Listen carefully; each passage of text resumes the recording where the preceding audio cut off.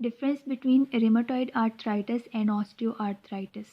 Rheumatoid arthritis basically it is a symmetrical polyarticular disease, mean multiple joints involve होते हैं और जो joints involve होते हैं उनके अंदर morning time stiffness होती है and this stiffness lasts for more than 1 hour. ठीक है, ये चीज़ बहुत इंपॉर्टेंट है ये वाली बात कि मॉर्निंग स्टिफनेस कितनी देर तक होती है, मोर देन 1 आवर. इसका सिनेरियो किस तरह से पेशेंट प्रेजेंट करता है रिमेटॉइड आर्थराइटिस का, एक तो उसमें स्मॉल जॉइंट्स इन्वॉल्व होते हैं, खास तौर पे हैंड के जॉइंट्स इन्वॉल्व होते हैं और जब वो सुबह सो के उठता है तो वो हैंड के जॉइंट्स बहुत ज़्यादा स्टिफ होते हैं और वो स्टिफनेस मोर देन 1 आवर तक रहती है. इसके अलावा इन पेशेंट्स में रिमेटॉइड नोड्यूल्स होते हैं. ठीक है, और जो इन्फ्लेमेटरी मार्कर्स हैं ESR, सी रिएक्टिव प्रोटीन, ये रेज्ड होते हैं. ठीक है, morning stiffness, small joints of hands, rheumatoid nodules, ये बहुत स्पेसिफिक फीचर्स हैं रिमेटॉइड आर्थराइटिस के.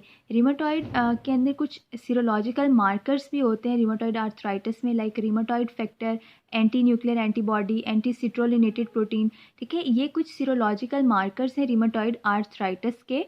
इनमें से सबसे ज़्यादा जो स्पेसिफिक और डायग्नोस्टिक है that is anti सिट्रोलिनेटेड peptide.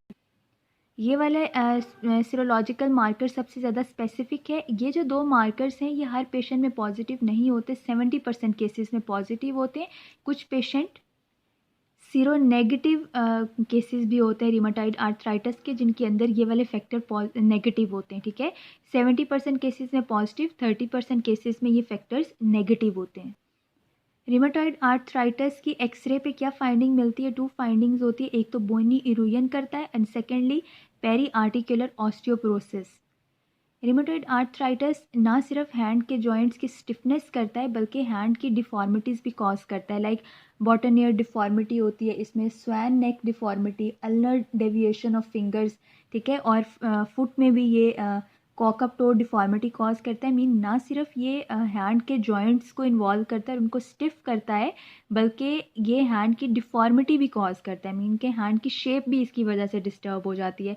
बॉटनियर deformity अगर पेशेंट में होगी तो वो अपनी शर्ट को बटन अप नहीं कर सकेगा. इस सिनेरियो के अंदर ये पॉइंट भी आता है कि अगर एक पेशेंट अपनी शर्ट को बटन अप नहीं कर सकता तो वो रिमेटॉइड आर्थराइटिस का केस होता है क्योंकि ये हैंड जॉइंट्स की हैंड की डिफॉर्मिटी भी कॉज करते हैं. जबकि ऑस्टियोआर्थराइटिस का अगर केस होगा तो ये एक ही जॉइंट इन्वॉल्व करता है लेकिन एसिमेट्रिकली के. ठीक है, या तो वो लार्ज जॉइंट इन्वॉल्व हो सकता है या स्मॉल जॉइंट, सिर्फ एक भी हो सकता है या लेस देन 4 जॉइंट्स भी इसमें हो सकते हैं. इसके अंदर मल्टीपल जॉइंट्स होते हैं. ठीक है, मीन मोर देन 4. इसके अंदर लेस देन 4 होते हैं या 1 जॉइंट भी हो सकता है. It can be large joint, it can be small joint of hand. जिस तरह इसमें स्मॉल जॉइंट्स इन्वॉल्व हुए थे इसमें भी हो सकते हैं लेकिन ये डिस्टल इंटरफेरेंजियल जॉइंट को स्पेयर करता है जबकि ऑस्टियोआर्थराइटिस डिस्टल इंटरफेरेंजियल जॉइंट को भी इन्वॉल्व करता है. ठीक है, इन केसेस में भी मॉर्निंग स्टिफनेस होती है. ठीक है, जिस तरह से रिमेटॉइड आर्थराइटिस का पेशेंट उठता है और हैंड के जॉइंट्स में अगर ये इन्वॉल्व है, हैंड जॉइंट्स इसको इन्वॉल्व कर रहे हैं तो हैंड जॉइंट से मॉर्निंग स्टिफनेस होती है फॉर 1 आवर. लेकिन ऑस्टियोआर्थराइटिस अगर स्मॉल जॉइंट्स ऑफ हैंड को इन्वॉल्व करे, ये पेशेंट भी जब उठेगा इनके भी हैंड्स जो है वो बहुत ज़्यादा स्टिफ होंगे और ये स्टिफनेस लेस देन 15 मिनट तक रहती है. This is very important point. ये इन दोनों को क्लिनिकली डिफ्रेंशिएट करता है. इसके अलावा इसके अंदर सीरोलॉजिकल टेस्ट कोई भी पॉजिटिव नहीं होता because it is destructive disorder. ठीक है, इसके अंदर जितने भी ये एना, रिमेटॉइड फैक्टर या एंटी सिट्रोलिनेटेड प्रोटीन ये सब नेगेटिव होते हैं. और ये चूँकि डिस्ट्रक्टिव डिसऑर्डर है, इन्फ्लेमेटरी डिसऑर्डर नहीं है, इसलिए एक्यूट फेज रिएक्टेंट्स भी इसमें नॉर्मल होते हैं. इसकी एक्सरे की फाइंडिंग बहुत ज़्यादा इंपॉर्टेंट है. एक्सरे पे ऑस्टियोफाइट्स मिलते हैं, सबकॉन्ड्रल बोन एंड बोन सिस्ट. ये 3 फाइंडिंग्स हैं जो एक्सरे पे मिलती हैं. मैंने आपको अभी बताया कि ऑस्टियोआर्थराइटिस स्मॉल जॉइंट्स को भी इन्वॉल्व करते हैं और लार्ज जॉइंट्स को भी. लार्ज जॉइंट्स जो वर्टिब्रल जॉइंट्स होते हैं लंबर स्पाइन के, उसको इन्वॉल्व कर सकता है. हिप जॉइंट को, नी जॉइंट को, किसी भी लार्ज जॉइंट को इन्वॉल्व कर सकता है. अगर ये लंबर स्पाइन को इन्वॉल्व करेगा तो लंबर स्पाइन में पेन होगी. अगर ये स्मॉल जॉइंट्स को इन्वॉल्व करेगा, स्मॉल जॉइंट से पेन होगी. इसमें लंबर स्पाइन में एक बहुत इंपॉर्टेंट MCQ है कि अगर पेशेंट में ऑस्टियोआर्थराइटिस है लंबर स्पाइन का तो उसको हम कैसे टेस्ट करते हैं?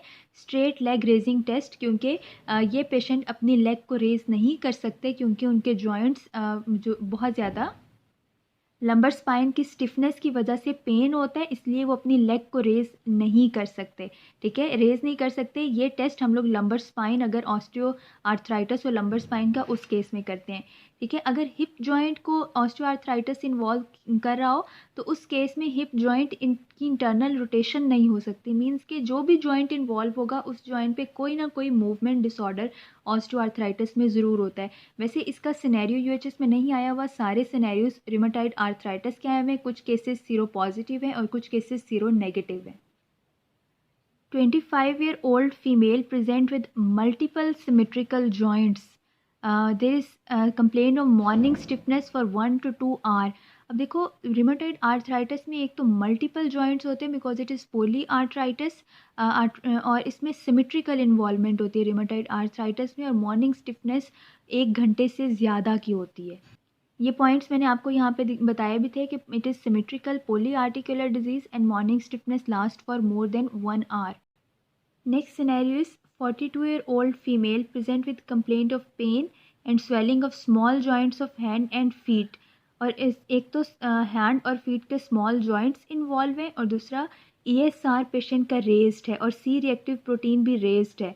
तो ये जो दोनों फाइंडिंग्स हैं, स्मॉल जॉइंट्स ज़्यादातर रिमेटॉइड आर्थराइटिस में ही इन्वॉल्व होते हैं, समटाइम्स ऑस्टियो आर्थराइटिस में इन्वॉल्व हो सकते हैं लेकिन वो इतने कॉमन नहीं है, और लेकिन उसमें ESR C reactive proteins normal होती हैं, जबकि रिमेटॉइड आर्थराइटिस में ये दोनों proteins acute phase reactants increased होते हैं, और दूसरा रिमेटॉइड आर्थराइटिस फीमेल्स के अंदर होता है।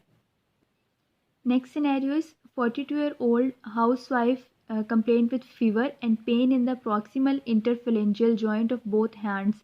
ठीक है, ये हैंड के स्मॉल जॉइंट्स हैं जिनमें फीमेल को पेन हो रहा है और पिछले 6 मंथ से हो रहा है। उसके लिए उसने पेन किलर्स ली हैं, इसका डायग्नोस बताएं।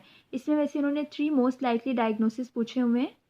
सबसे ज़्यादा ये सिनेरियो रिमेटॉइड आर्थराइटिस को फेवर करता है, उसके बाद ऑस्टियो आर्थराइटिस हो सकता है और SLE में भी जॉइंट पेन होता है। तो ये इस तरह से आपने इसके 3 मोस्ट लाइकली डायग्नोसिस बताने हैं और फिर उसकी इन्वेस्टिगेशंस और treatment.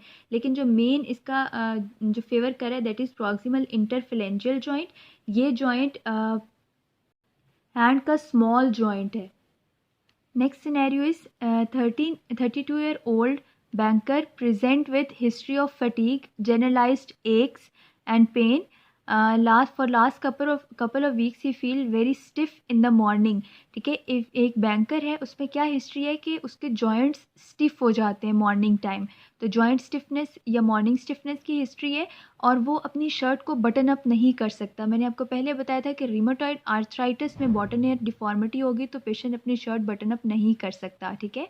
On physical examination he is unable to extend और फ्लेक्स हिज फिंगर्स मीन के हैंड के जॉइंट्स इन्वॉल्व हैं, इसी वजह से तो वो उनको मूव नहीं कर सकता, ठीक है। Second is both his knees are swollen and there is history of ESR raised and ANA negative, ठीक है। अब देखो इसमें एक तो मॉर्निंग स्टिफनेस की हिस्ट्री है, सेकेंडली पेशेंट अपनी शर्ट बटन अप नहीं कर सकता, ठीक है, थर्ड ESR रेज्ड है। तो ये जो तीनों फीचर्स हैं ये रिमेटॉइड आर्थराइटिस के हैं।